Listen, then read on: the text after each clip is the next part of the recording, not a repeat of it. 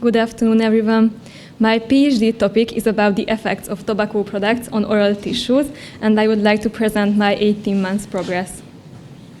My name is Orsolya Vámos. I am a second-year PhD student and a third-year resident at the Department of Prosthodontics at Semmelweis University. My vision is to spread awareness on the harmful effects of tobacco products, and I would like to promote prevention and cessation. To achieve this, my mission is to make a comparison of the effects of traditional and alternative tobacco products. Here you can see the list of my specific goals. Currently, I am working on 2 systematic reviews and meta-analysis. My first topic is investigating the effect of tobacco products on peri-implant tissues.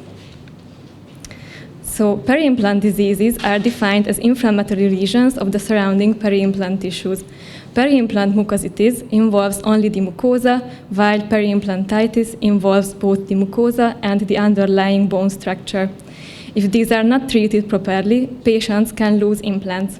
We know that smoking is one of the main risk factors of peri-implant diseases, and its role have been numerously investigated, but there is a lack of evidence about alternative tobacco products, for example, electronic cigarettes, water pipes, and smokeless tobacco. So our clinical question was if there is a difference in peri-implant health status of different types of tobacco product users compared to non-smokers. We investigated patients with dental implants who were using some kind of tobacco product, and we compared them to non-smokers. Our primary outcome was the peri-implant crestal bone loss in millimeter, and the secondary outcomes were the clinical parameters and the cytokine levels. So our hypothesis was that different types of tobacco product users have worse clinical, radiographic, and immunological peri-implant parameters compared to non-smokers.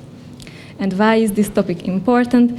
Because we know that smoking is one of the main risk factors of peri-implant diseases, and with this comparison, we want to make valuable education material for community dentistry.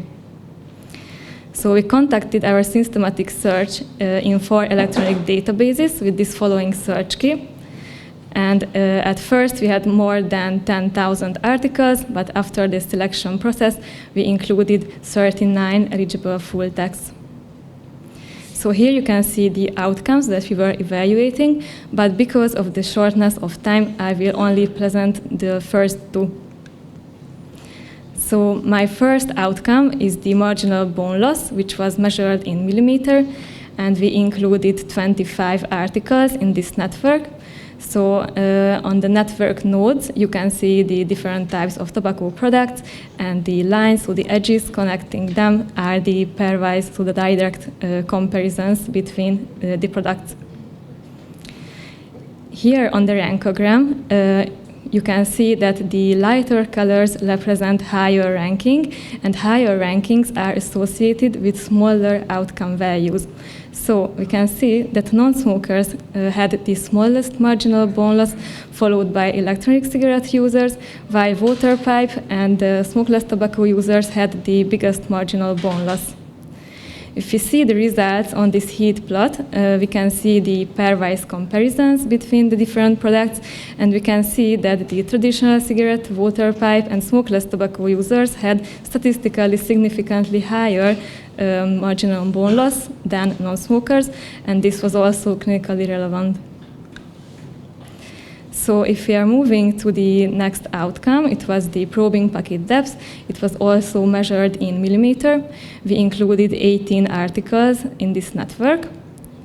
And here in the rankogram, again, the lighter colors represent higher ranking. And higher rankings are associated with smaller outcome value.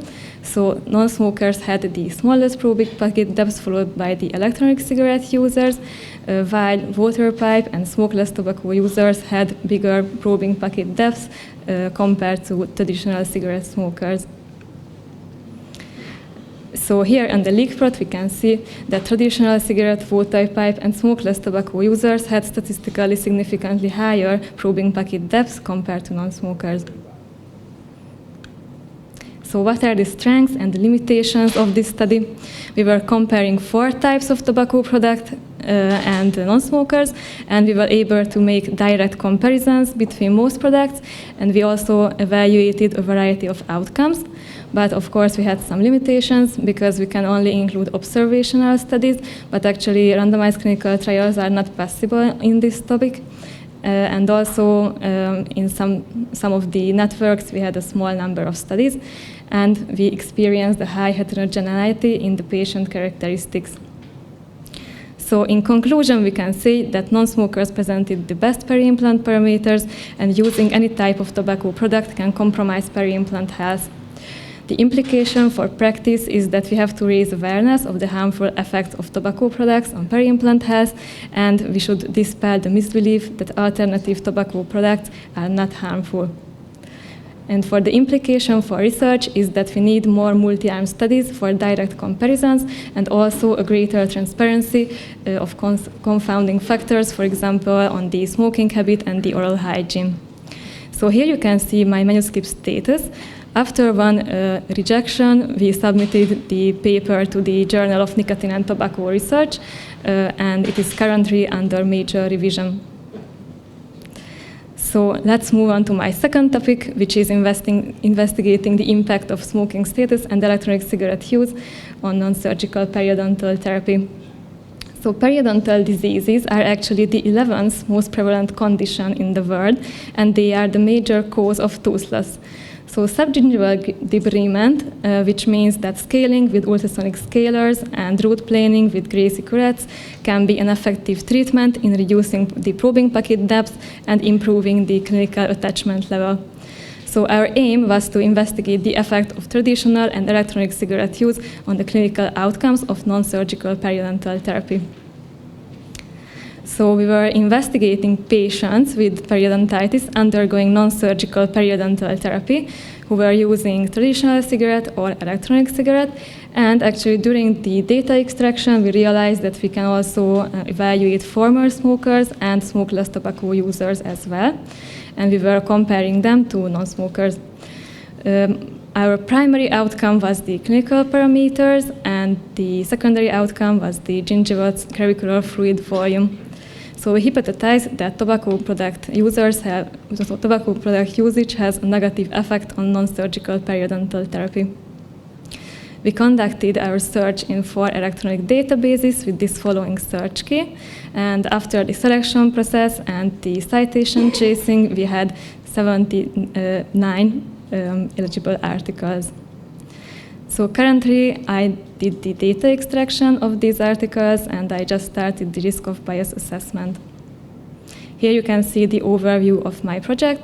I hope that the first article will be accepted very soon, and we plan to submit the second article in May.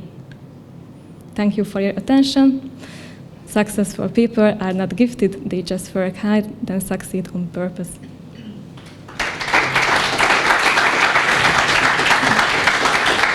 Congratulations.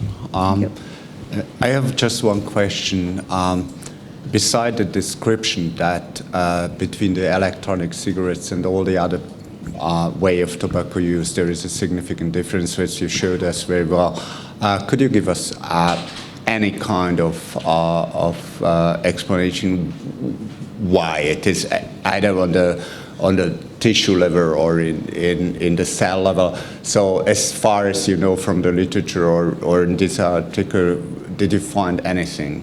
So the difference between the electronic cigarette and because your results showed that the electronic cigarette use also in bolus and the other, it's different from the other way of. Thank you for your question. Actually, this is one question that the reviewers asked also. And so actually here in our big meta-analysis, we didn't have statistically significant results, but this result can be clinically relevant. And also, if you look at the individual studies, on the study level, they found that this difference was statistically significant.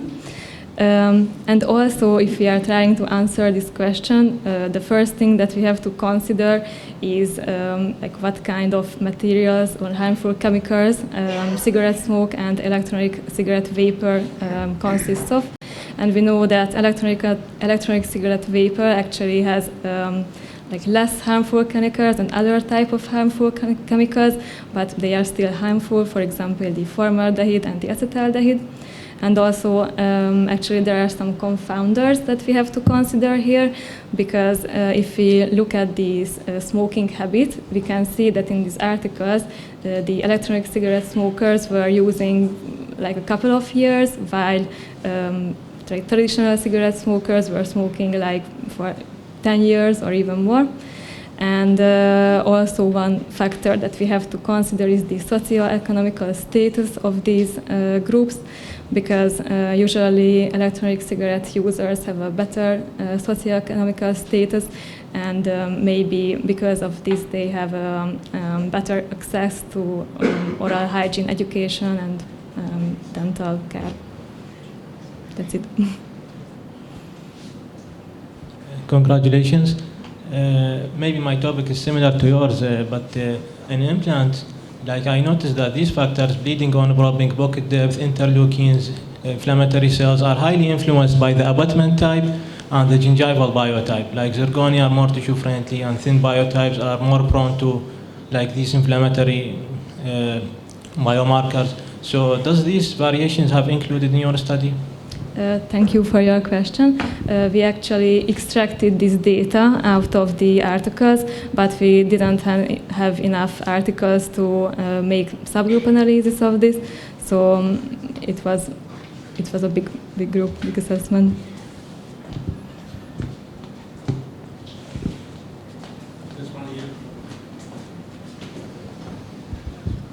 Thank you for your presentation. My question is regarding the usage of water pipes. So people tend to say that the water filters out anything from the smoke of the water pipe. So why does it have so grave effects on the periodontal? Is it the volume of the smoke, the temperature of the smoke, or particulate matters, or any specific harmful molecules in it?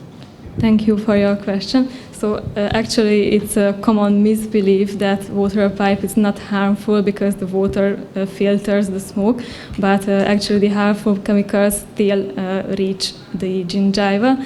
And also another factor that we have to consider, that here in these articles, the water pipe users smoked water pipe like 3-4 times daily, and also it was like for 20-30 minutes, so also the duration of the smoking can have an influence on this.